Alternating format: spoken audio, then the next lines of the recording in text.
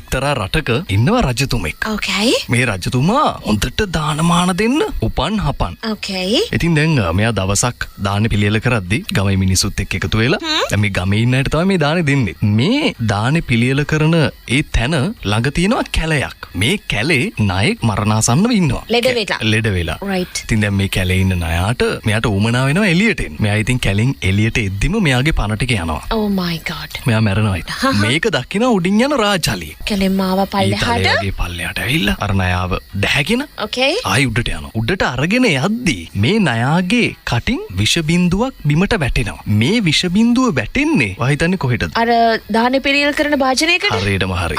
Okay. බත් එකට තමයි මේ විෂ බින්දුව වැටෙන්නේ. Oh my god. දානේ සේරම පිළියෙල කරන ඉවරුණාට පස්සේ රජතුමාට කතා කරනවා. රජතුමනි දානේ සේරම පිළියෙල කරලා ඉවරයි. Okay. දැන් ඉතින් හැමෝටම දානේ බෙදාගෙන යන්න තමයි තියෙන්නේ. Right. පළවෙනි බත් හැන්ද අරගෙන බෙදුවා ගමේ ඉන්න ඒ රටවැසියෙක්ට. Okay. Okay.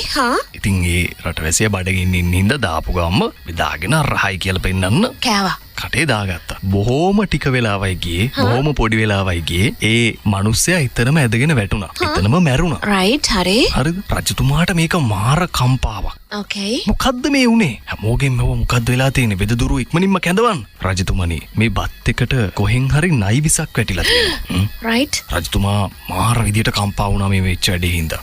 එතනින්ම දන් දෙන එක නතර කරා. දැන් මේක ගියා යම ලෝකෙට.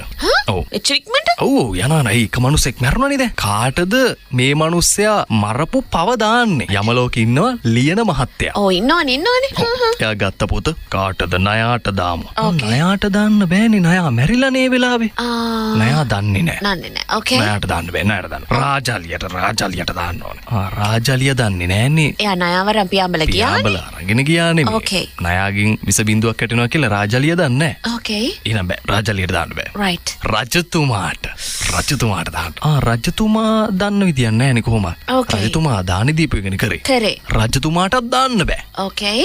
දැන් මාර කන්ෆියුස්. කාටද මේ පව දාන්නේ? පව ලියන්න බෑ කාටත්. ගියා යම රජුරෝ ගාවට. යම රජුරෝ ගාවට ගිහිල්ලා අර ලිස්ට් එක පෙන්නලා රජතුමනි මේ මෙන්න මේම ප්‍රශ්නයක් මෙන්න මේම ඩාන් වෙලා ඩූන් වෙලා කරගන්න දෙයක් නැහැ. මොකද්ද කාටද පව දාන්නේ? Okay. යම රජුරුවත් කන්ෆියුස්. කාටද ඇත්තටම පව දාන්නේ? හරියන්නේ නැහැ වැඩේ. ලියන මහත්තයා. ඔයා මෙහෙම කරගන්න. උඹ ඕක ඔය පොතේ පැත්තකින් ලියාගනින්. Okay. ඕකට ඔටෝ එලාම් එක දාලා තියාගනින්.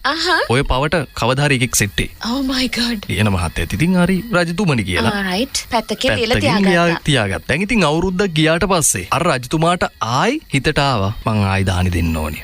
මං එක පටන් ගන්න ඕනේ. මිනිස්සු ගොඩාක් බඩකට පුරවගත්ත ඒ වැඩේ හින්දා. එක දෙයක් ඉන්න මේක නතර කරන්න හොඳ නැහැ. අපි ආයි මේ වැඩේ පටන් ගමු. සේවකයෝ සේරම රැස් කරගෙන දානි දෙන්න පටන් ගත්තා. දැන් ඉතින් මේක අහලගම් 7කටම යනවනේ ආරංචිය.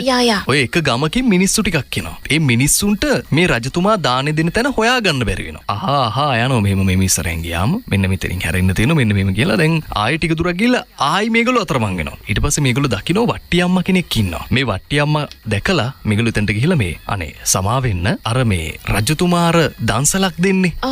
අර දානේ හැමෝටම පිළියෙල කරලා දෙන්නේ. Okay. ඒ තැන කොතනද දන්නේ නැහනේ. අපෝ ඔයාලා අර වහදාලා දෙන රජාගේ දානේ කන්නද යන්නේ? යන්න. අර වට්ටි අම්මා මොකද කරේ අර විදියට කිව්ව ගමන් අර කට්ටිය බය කරලා යවුවා. Right. යම ලෝකේ අර බුක් එකේ එලාම් එක ඔටෝ එලාම් එක වදින්න ගත්තා. Oh my god. Tin alarm එකක් හිමද වදින්න? යම ලෝකයක කොහොමද වදින්නේ කියලා ඒක නම් ඒකට කෑ ගහනවා වගේ ඇත්තේ සවුන්ඩ් එක. දැන් ඉතින් වට්ටි අම්මා එහෙම කිව්වහම තමයි අර ඔටෝ එලාම් එක වදින්න ගත්තා. ටක් ගාලා ලියන මහත්තයා බුක් එක අරගෙන ගියා කාගාවටද? යම රජුරෝ ගාවට. රජතුමනි එලාම් එක වදිනවා. ඕන් ඔය වට්ටි අම්මගේ නමට අර පව දාපන්. සිරාවට? මෙලෝ දෙයක් දන්නේ නැතුව කෙනෙක්ට දෝෂාරෝපණ පැවරුවා කියලා ඒක යටින් ලියාගනි. Oh my god. right. යම රජුරු අණ කරා. Okay. දඬුවම යාට වැටුණා. දන්සල් එහෙම වඳින්න ගියාම සමහර වෙලාවට ඔබ එතන ඉඳලා දන්සල ගැන අඩුපාඩු කියනවා නේද? නැත්නම් බත් කටක් කෑව හරි නෑ නේද? ඒකත් කටේ තියන්න බෑ. ආද මේවා දන්සල්ද බං? බත් ඇට අම්මෝයි. අයිස්ක්‍රීම් එකක් අද්දියම් මේක රහ වැඩි වෙන. මට ඔහොම මිනිස්සු කියනවා ඇහිලා තියෙනවා. මීට කලින් මෙහෙම කිව්වනම් දැනටමත් එලාම් එක වැදිලා ඇති. Okay. දැනටමත් වැදිලා ඇති. දැන් කතාව දන්නවා. Oh my god. Morning Rhythm with Saku and Yash.